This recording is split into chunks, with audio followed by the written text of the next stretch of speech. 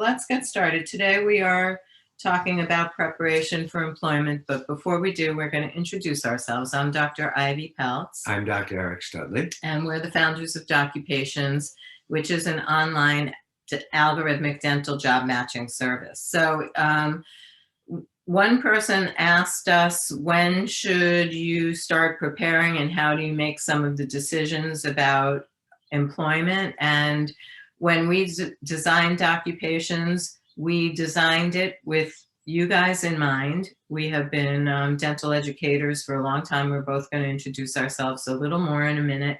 But the profile page is designed to help you think through some of the more necessary things that you have to think about before you can go ahead and start looking for a job.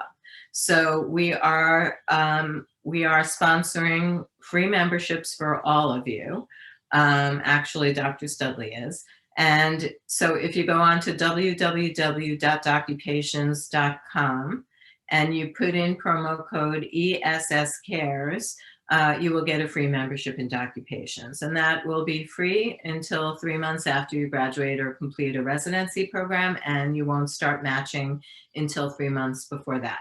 So we hope you'll take advantage of it, and that in addition to our webinar today should help you know what you need to do to start preparing for employment. So right now I'm going to ask Dr. Studley to introduce himself. Thanks. Again. I'm Dr. Eric Studley. I graduated from New York University College of Dentistry in 1985. I started teaching right after I graduated, 1 day a week. And I also went into working my first year out of school. I worked for about 4 or 5 different dentists. After 1 year of working for dentists, I opened my practice. I bought an existing practice and grew that practice over the next 12 years. Then, unfortunately, due to a disability, I had to stop practicing. And excuse me. Bless you. It's the first time I ever sneezed on Zoom. I had to stop practicing, and I was able to. Well, now that's the second time. So that should be it.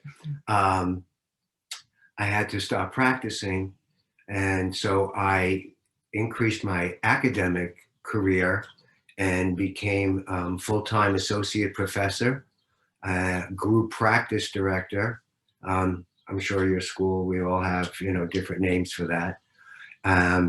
As well as director of practice management and ergonomics, which was a 4-year D1 through D4 curriculum.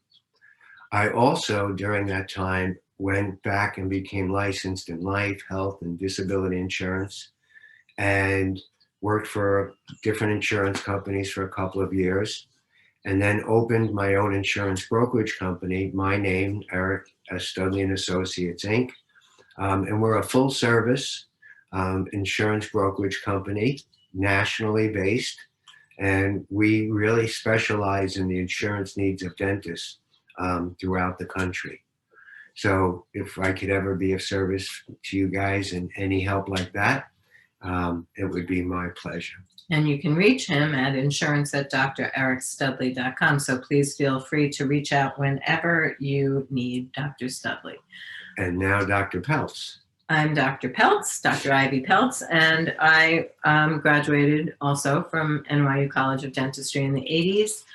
I started a private practice and worked full-time in private practice for 10 years, and then I went back to teaching. And at the end of that career, I was also, or for the last 20 years of that career, I was also a group practice director. During that time, I got a master's in higher education administration, a PhD in higher education, and a master's in the Academy of General Dentistry. So we've been very busy, and we remain very busy, even though we did retire from teaching in 2018, and I did retire from private practice in March of 2020. So we are delighted to be with you for our last webinar today, and now we're going to talk about what you need to know. So we will address, and thank you so much for the questions that were sent in. Uh, we always read those questions, and we will really try to address them. Um, Any that and we don't get to, right. we will send you an email with answers to the questions. So be sure to be on the lookout for our emails. You should have received some by now. So we actually, one of the questions, when do I start looking? Right. So before we talk about when to start looking, there are two separate parts of this process. One is when to start preparing, and the other is when to actually start looking. So the when to start preparing is now, and that doesn't mean just if you're in D4. That's now wherever you are in your career, and we're going to talk about that as we go on, how to prepare and why you should be doing it now. But the when to start looking. Right. You really, as Dr. Peltz just mentioned, you should start looking while you're still in dental school, because it gives you, a couple of years to really explore so many different things. And what you might, favor, like what you wanted when you entered dental school. And then maybe you've gone on a couple of outreaches and different satellite clinics, different community outreaches, and you're seeing different things that you may want to do. So putting yourself in as many situations as you can to broaden your horizons about the dental profession and how differently it could be done in so many different places while you're in dental school. It is really the best place to start. So that's part of the preparation that we're talking about. But the when to start looking for jobs, when to apply for a job, probably a good timing would be about 3 months before you're ready to be in a job. Right. And we will talk about some of the intricacies of that, like that you need to make sure that you will actually be ready to start a job in 3 months if you're looking for a job at that point. But we're going to talk about a lot of what you need to do to prepare. And to Dr. Studley's point, one of those things is to just get out into the dental community, experience as much as you can so that you know what kind of job you want to look for. Because right now you probably are a little unclear. Even if you think you know, you're not really sure about the intricacies of the job that you want to look for. And you guys, will be quite fortunate as the pandemic is, hopefully, falling behind us. You will be able to get back out there and visit different offices. If you're looking, maybe you want to go that DSO corporate route. They're more than happy to have you visit, spend a day there. Maybe you're looking just to go in that private practice type settings, talk to your professors. They, all the professors at the school would always love having the students, come to their offices, spend some time there and see how, the other side is kind of doing things. So any of those experiences that you can get. One of the other ways that you can prepare, and we had gotten a question about this, person is thinking about relocating. Before we go into that, so there are a number of things that you need to think about before you can figure out what type of practice you want to be in. And one of those things is, where are you going to be? So that's one of the things while you're in dental school that you have to figure out. Go ahead. So when you are thinking about doing a residency, and if it is a thought, a plan that you want to relocate, then it's a good decision at that time. And usually you're applying for residencies, the end of the D3, beginning of D4, that summer kind of thing, the applications. Maybe they've changed, but you have to start applying a year before that you are, going to make that decision. So you kind of have to have some of these things lined up. But using a residency program in a state that you are thinking about relocating, working, and living, doing a residency program there will give you the best insight because then you will be not just working, because sometimes you work someplace, you drive away, you know, and then now you work and live in the same place, and wow, it's a good place to work, but I wouldn't want to live here, kind of thing. And to pick up, if it's just yourself, all right, you can go back. But if you are relocating family, um, these are just concerns that you need to take into consideration. So if you know where you want to live after you're done with your program, or if you don't know where you want to live, in either case, we would probably advise that you do your residency program in the new location. Because if you know where you're going to wind up, you want to start establishing connections there and beginning to network there. So when you get out and you start to look for a job, one of the main things you're going to rely on is the connections that you've made while you've been in dental school or in your residency program. You want those connections to be made where you're going to be. So one reason to be in a place is because you know you're going to be there, and another reason to be in a place is because you're not sure if you want to be there. Either way, you should probably go to that place and find out. So Go ahead. yeah, so then another thing that you have to think about before you can decide what type of practice you want to be in is, what are your goals? So what is the type of practice that you intend to have? Are you interested in a very fast-paced day? Are you a person who likes to spend a lot of time on your procedures? These are things you have to think about. What are your economic goals? What are you anticipating and hoping for in terms of your work-life balance? All of these are things that you probably need to work through before you can start looking for jobs. And there are things that you really haven't thought about a lot in dental school, because you kind of have to do what you have to do in dental school. But now you have choices and you have to decide which way you want your life to go. Right, because there's so many different ways that we have kind of envisioned our plans, but there are also so many different ways that you can really value your level of success.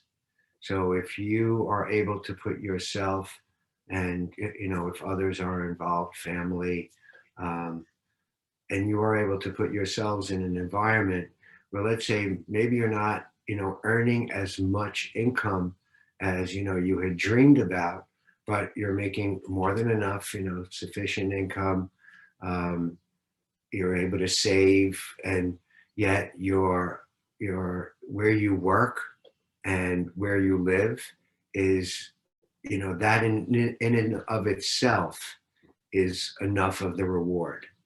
So you don't always have to base your success on, how busy you are or how much money you earn. If you reach the level of the way you would wanted to live your life, yes, if you've met your goals, that's a success. That's a success. So you should figure out what those goals are, and that'll make it much easier to meet them than if you hadn't done that. So those are the types of things we talk about when we say you have to make some decisions before you can start looking for a job. So that's part of the prep that you have to do. Another part of the prep that you can be doing all along is you need to begin to think about how you're going to distinguish yourself from your esteemed colleagues who are on this webinar with you. You all have approximately the same qualifications. You're all, you all have outstanding qualities, but what are yours? You need to figure out what are your outstanding qualities, because that's going to be how you create your brand, is to figure out what is it about yourself that makes you stand out from everybody else in the crowd. And your brand really has to be yours. Mm-hmm. It's, because right, students would sit down, so how can I really get, what could I do that will make me look different? And it's really not a matter of making yourself look different. If that was it, look at this look. But our brand is something that comes from inside of us, that you have to let that person who's interviewing you, or as if you were meeting somebody for the first time, you know, what adjective would they put to you the minute they would meet you? And that will help you kind of form your brand. So in other words, your outstanding qualities may have nothing to do with dentistry. Right. Maybe you're very, very outgoing. Maybe you're a leader. You have to decide what it is about you that makes you different from everyone else, and then capitalize that in some way. So that's one thing that you will use to help you figure out how to create your brand. But also the other thing that you're going to try to figure out is, what do you have to offer? So in every situation where you're applying for a job, you have something to offer. That employer is looking for somebody because they have a need. They're overworked, they're tired, they want to relieve themselves a little bit, and they need you. So you go into a situation being needed, but that's different from what you have to offer. That's different from everybody else. So again, maybe it's your writing skills. Who knows? You know, maybe you're excellent on the computer, and maybe that practice doesn't have a website yet. Imagine such a thing. So these are all things that you need to figure out, like, what is it about you that would make you valuable to a practice owner? And then those are the things that you're going to want to emphasize in your CV, in person, in every encounter. So you just mentioned a CV. That also is one of the things, the vehicles that has to be prepared well in advance, you know, before you are ready to start applying. And, you know, your CV should start to be developed as a D1. And then as you progress in your dental career, your education, it should be updated on a regular basis, because that will create an excellent record of history, so that when you really have to compile this information into that real formal, you know, CV that you're ready to send out, some of the, you know, things that you had from there may not be as high on the accolade list any longer, but you will still have all of these things to help separate yourself once again from, you know, the dental student on the right and the dental student on the left. So any major accomplishment that occurs, instead of waiting till the end of D4 or D3 or whenever you're applying, you're going to, as soon as an accomplishment like that happens, you want to update your CV. And then you just update, you put in the corner in the margin, upper right, updated on such and such a date, so that you know you've done that. Then you have an ongoing, not just a record, but it makes it so much easier than if, you know, you have to sit down. Now you're applying to residency programs. You have to write your cover letter. You have to write your CV, which you haven't done anything about since you applied to dental school. As Dr. Studley said, now you have everything in there, and the most you might have to do is cull it down a little bit. So that'll be a lot easier than trying to come up with it at the last minute. And it's more thorough, because you don't forget things that way, because what seems like big accomplishments as you're going along don't seem as big at the end, when you have this huge accomplishment of graduation and so on. So, but you don't want to forget those small things, because they aren't so small. So in continuing along that, we also recommend that you get your letters of recommendation also as you progress through your dental school. So as a D1, you know, you're in SimLab, and, you know, you really stood out. And, you know, one of the professors, you know, that, you know, ended up becoming a mentor to you, you know, was very impressed with a number of different things. When you finish that, you know, rotation with that group, you know, talk to the professor and say, you know, would you mind writing me a letter of recommendation? For my records. For my records. It's not time yet. Right. You know, you're a D1, you're not applying for anything yet, but for your records. You will get a much better, more personal letter at that point, as opposed to when you're, ready to finish, D4, or, you're in your D4 year applying for residency. You need this letter of recommendation. You find this professor, and yeah, they vaguely might remember you, but they've also had 3 other classes of students. Every class size is different. At NYU, each class size, it was 400 students in the class.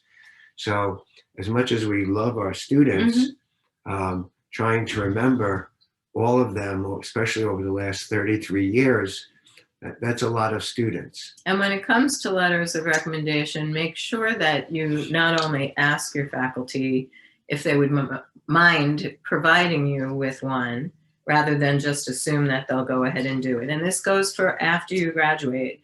Many times we have received requests for letters of recommendation, or just gotten a call from an employer without a graduated student even giving us a heads up that something like that was going to happen. And it was a lucky thing if we did remember the student, because as Dr. Studley said, we saw a lot of students in our day.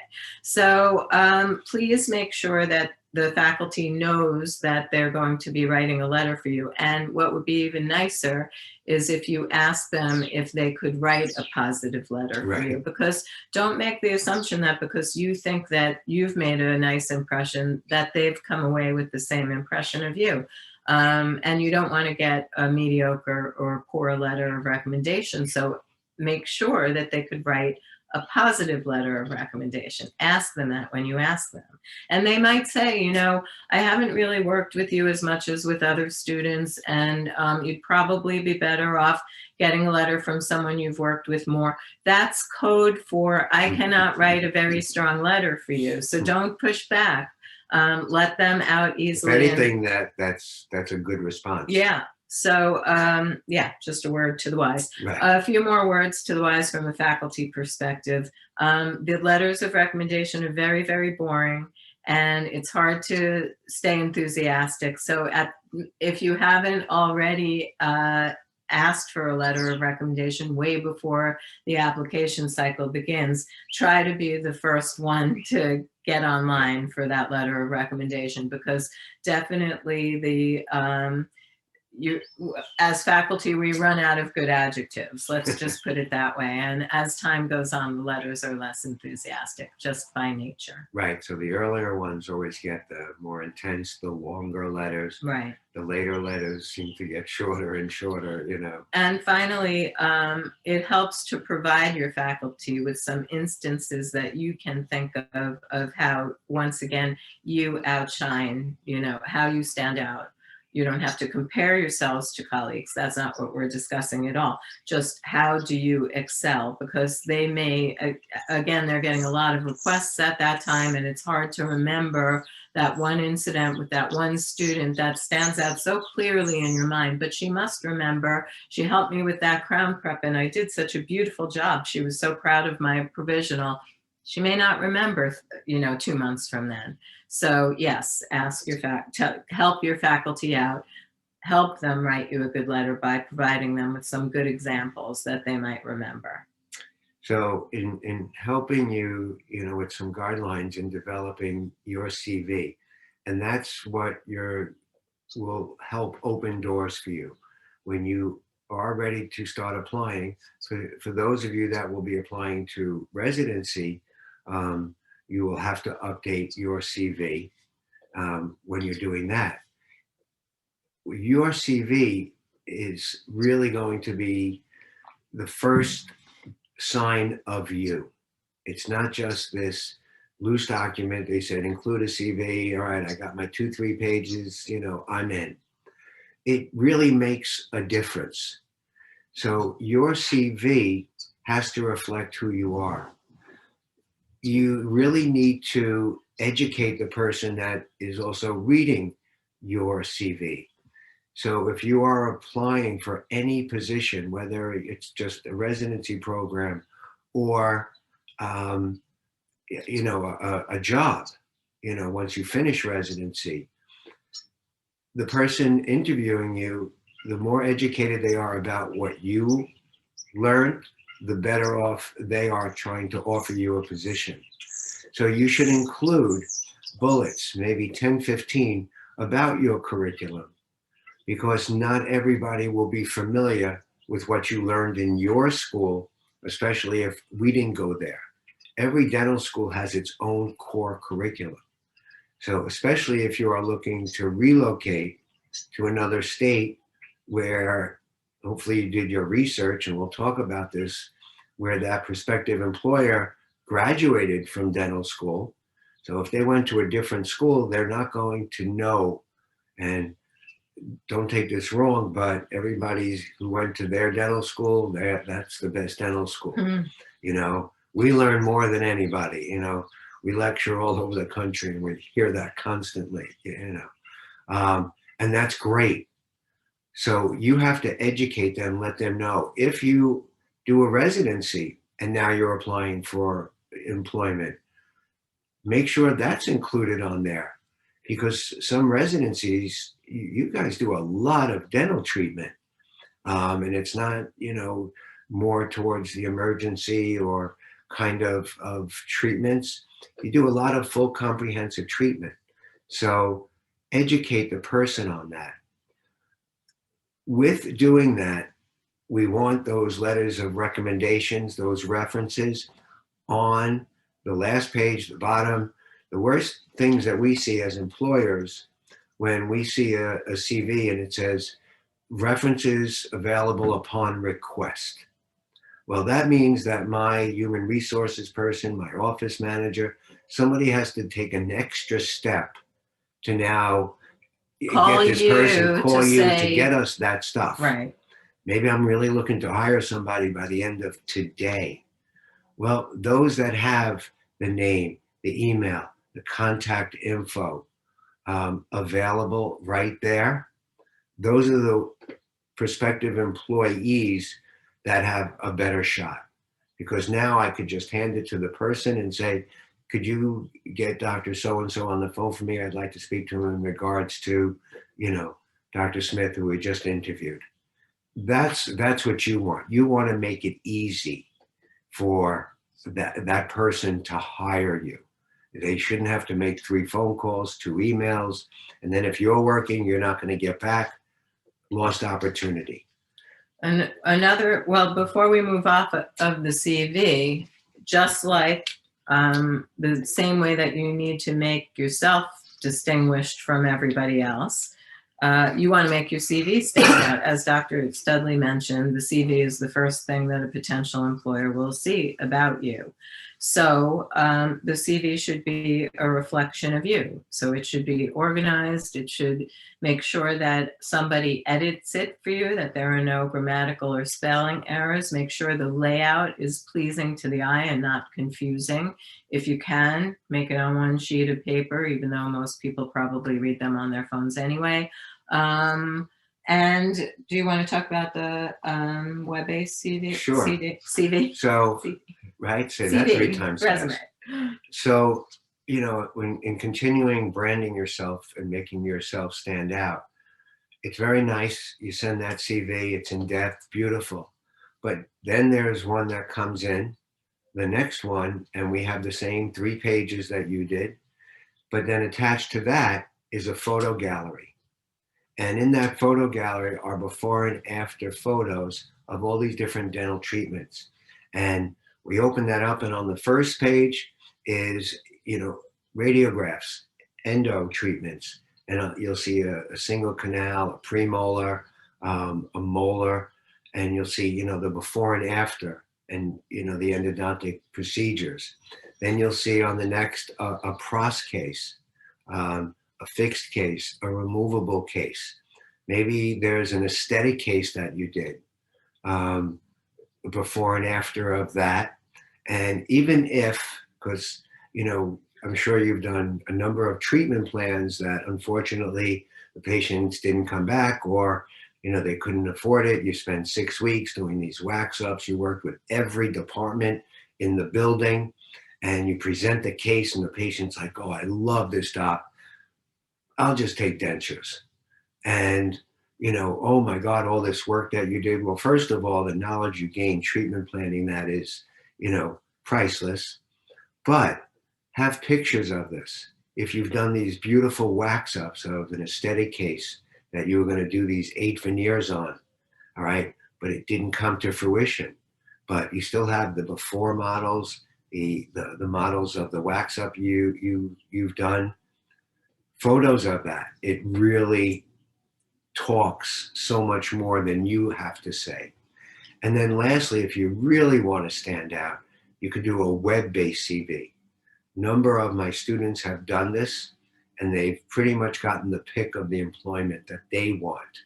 And instead of that paper CV that's sent, emailed, this is their own web-based CV. So it's their website, picture of them in a beautiful white coat with their name. And then on there are different tabs, and you'll see recommendations. And you'll click on that, and there'll be, like, for example, myself talking under the NYU banner, and I'm in a nice clean coat, and I'm talking about that student. Like a testimonial. Exactly. And then there'll be another professor and another professor. And then you go to the other drop-down tabs, and that's their before and after gallery. So you'll see their perio cases, pros cases, endo cases. It's very impressive. And they were the ones that used this, they got jobs in markets, West Coast, that was tougher job markets on the West Coast. And they were really able to get the pick of what they wanted. And another thing that you can be doing to prepare way before it's time to actually look for a job is working on your presentation skills. Because once you do get a foot in the door and you have an interview, you have a very short period of time to quote unquote sell yourself. So if you're not good at that, if you're not very good at, for lack of a better word, promoting yourself, I was going to say bragging, but promoting yourself, then you're going to need to work on that during this time, because nobody could be in there during your interview talking about how great you are at everything. So you have to find a way to do it without being braggy. And you hopefully have some time to do that now. So these are all things that you could be working on. And then we, of course, always get the question, how do you look for a job? So you're going to do everything you can. We talked a little bit. That's the lecture. Thank you. No, only kidding. We talked a little bit about networking and the importance of being in a place where you can do that networking, where it's going to stick. The first place you could be networking is your dental school right now. Your senior classmates, senior class persons, whatever you call them, senior colleagues could be your potential employers. So you should be networking right now with your faculty, with your colleagues. You never know where a job is going to come from. Right. And one of those, that we'll even expand on further, but every dentist also knows so many other dentists. And if you do have, one of your professors that you're all from the same area, and they know that you're going to be practicing and looking to work in the same area after residency, keep touch with these people, because then they will continue taking you under their wing, bring you on to their groups as well, kind of bring you into their dental circle as you progress. And they will become a great resource for you, because every dentist also knows, I don't know, another 100 dentists. Yeah. It's kind of how it is. And we all talk.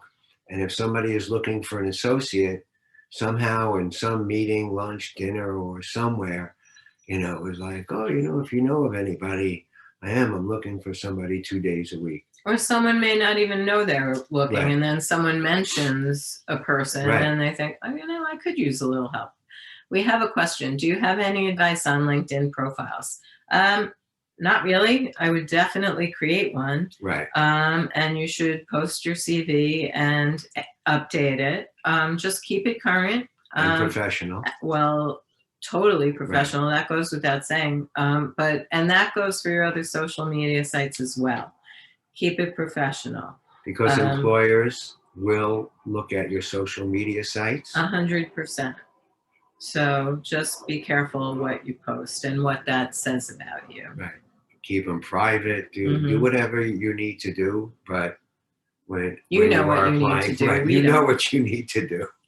We don't know what you need to do. You do. So when we consider now, networking, because that really still is the best way of doing this. There are always the dental society meetings, local, county, state, all these different meetings that will go on. There are meetings, especially towards the end of the year, in a lot of the dental societies, because we also present there as well, for new dentists. And they are geared for bringing that new dentist and join these, we've attended some and we've seen dental students there. A lot of societies like having dental students, attend their meetings while they're in dental school. And it becomes also another great way to, build a little bit of future mentors for yourself. Also, going to any of these local, county, state meetings, when you do attend them, please bring copies of your CV. You should never attend any of these meetings without your CVs, because once again, it's a meeting place of 20 dentists, 30 dentists, 50, unimportant. But once again, you will always have that. We've been at meetings where we've both seen former students of ours, and they have envelopes, and what's in their envelopes? They each have 10 or 15 CVs, and their goal is they will not leave that meeting until they give out those CVs. We have a lot of questions that just came in. Sure. What are ways to get a job position right out of school? Well, first of all, we don't recommend that, especially now. You just lost a year of school, so that's not the best idea. We highly recommend doing a residency program. But if for whatever reason you are dead set on getting a job right out of school, there is a catch, because most positions require either a GPR or 2 years experience. But a lot of corporations are well poised, right, and eager to hire graduating dental students right out of school. So that's an opportunity right there. One of the things that's going to guide the type of job that you get out of dental school is what's available. So we can say whatever we want about making the choices and picking but that's more about your long-term goals than necessarily finding your first job. The first job is going to be whatever you find, and corporations are pretty good at providing that filling that niche, Anything to add to that? No, I see the next. What is the best way to start job hunting? Well, we're kind of we're right in the middle of that. So we'll continue with that. What is the most ideal contract for a dentist who works as an employee? We did, we give a lecture on what you need to know about employee contracts. Actually, you can find a lot of our lectures online. You can go to the Doccupations YouTube channel. You can go to the Doccupations Facebook page, and you will find a lot of the lectures. And we have posted about employment contracts, but even better, if you have a question, you can always reach out to Dr. Studley at insurance@drericstudley.com. And we're not trying to avoid questions. Right. It's just that some of these are a little complicated. Well, they're a whole lecture topic. Actually. What should I expect after graduating? That is another. That's whole about a year's topic. Worth of speaking. Because that topic, I think what's being asked is, what is the typical career trajectory? But you may also mean, like, what do I need to do to prepare for a job? And we give a whole lecture about that too. So hard to know what's being asked there. How do I know if I'm at a job, if at a job I'm unutilized if I do land a dental job? Oh, you'll know. If you're sitting around not doing anything all day, you're unutilized. You'll most likely, you should be very, very busy. And most will not want to hire you to keep you sitting down. Right. But that's why also you want to make sure you get a guarantee, meaning that if they are hiring you, you know that you will get paid, so that if a dentist should hire you and they are willing to pay you, they will keep you busy. But also, don't be shy and ask, how many patients will I be seeing? Um, you could ask to look at the appointment book so that you could see how the other associates are booked as well. All right. So I think we should get back to how to Right. find a job. And aside from networking, another way obviously is job boards such as Doccupations or Indeed, or LinkedIn is a good resource Mhm. because that is an online form of networking.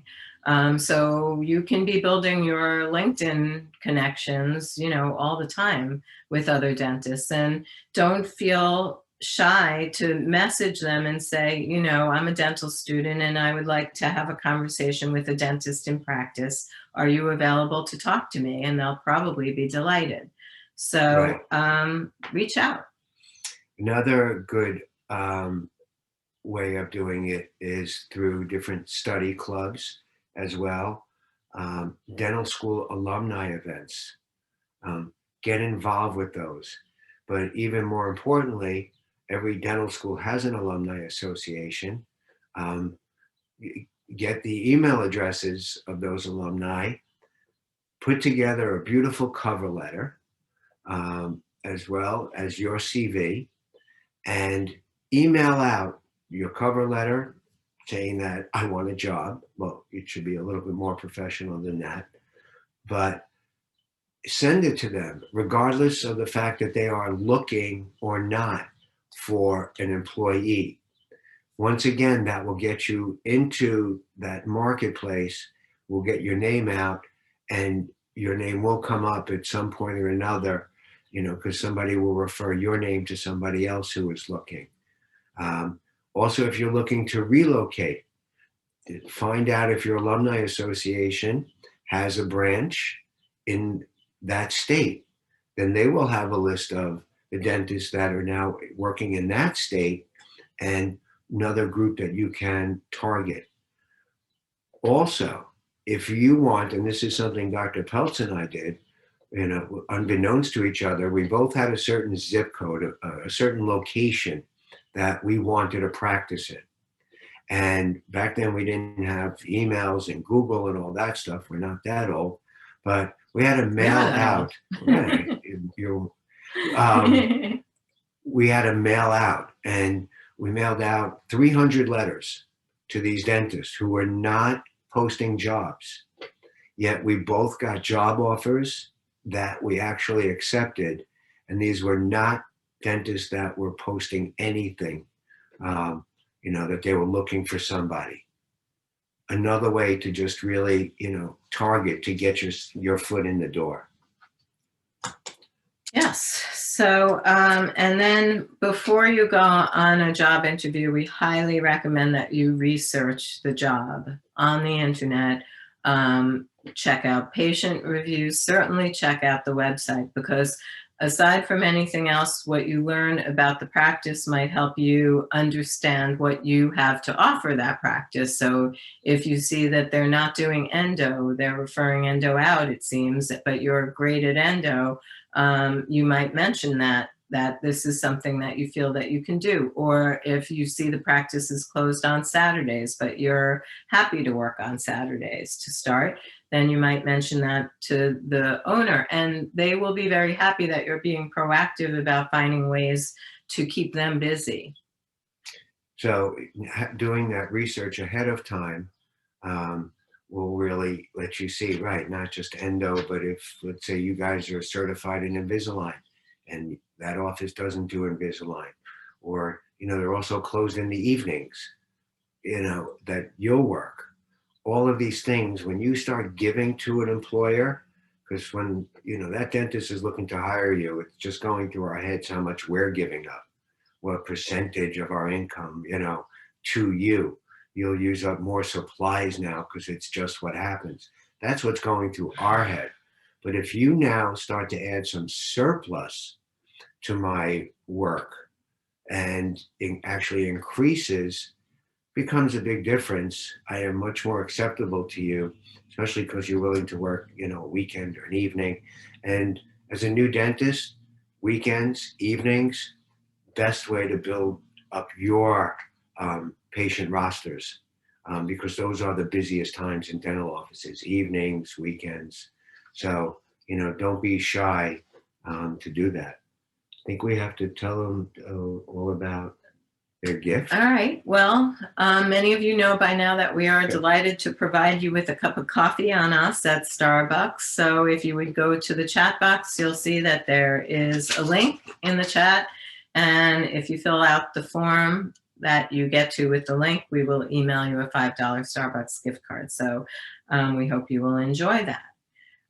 We also have a winner of a $50 Amazon gift card, and that is Elizabeth Sigala. So Elizabeth, if you are here, please type Yippee I won into the chat box to receive your gift card. So we hope that you have enjoyed this series, and we see that you have a lot of questions, yes, and we're happy to answer them all. Keep them coming. If you have more questions, you can always email them to us at info@doccupations.com, and we will be happy to provide you with answers as we move forward. We want to wish you the best with finishing up your year, and we hope we'll be seeing you all again soon. So thank you so much. Have a good night. Bye-bye. A good day. Bye.